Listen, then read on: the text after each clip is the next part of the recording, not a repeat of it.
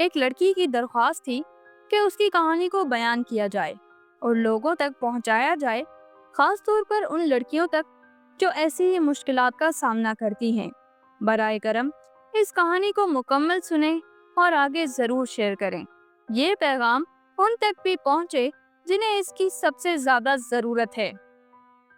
وہ رات ہمیشہ کی طرح خاموش تھی، لیکن نائلہ کا دل بے چین تھا۔ وہ ٹھنڈی زمین پر بیٹھی دیوار سے ٹیک لگائے چھت کو گھور رہی تھی۔ کبھی چھت سے ٹپکتی بوندوں کو دیکھتی، کبھی اپنی سوتی ہوئی بہنوں کے چہروں پر نگاہیں ڈالتی۔ اس کی آنکھوں میں نیند نہیں، درد تھا، بہت گہرا درد۔ نائلہ کی عمر صرف 17 سال تھی، لیکن اس کے اندر کا درد اس کے چہرے سے کئی زیادہ بوڑھا دکھتا تھا۔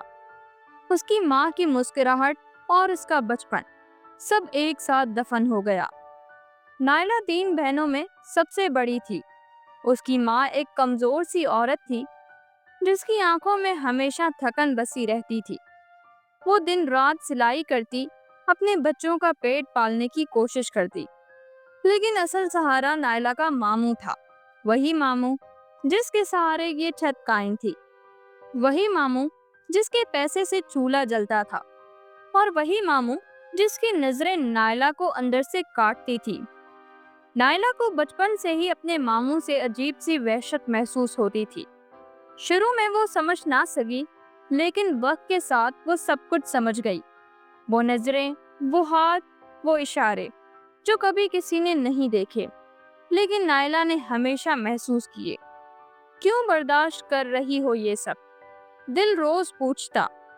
کیونکہ میرے انکار سے میری ماں کا چولہا بجھ جائے گا، نائلہ ہر بار خود کو سمجھاتی۔ نائلہ نے کبھی کسی کو شکایت نہیں کی۔ وہ جانتی تھی کہ اس کی ماں کے پاس کوئی رشتہ نہیں، اس کی بہنیں چھوٹی تھی اور ماموں وہی ان سب کا واحد سہارا تھا۔ لیکن ایک دن وہ بات ہوئی جس نے نائلہ کو اندر سے ہلا دیا۔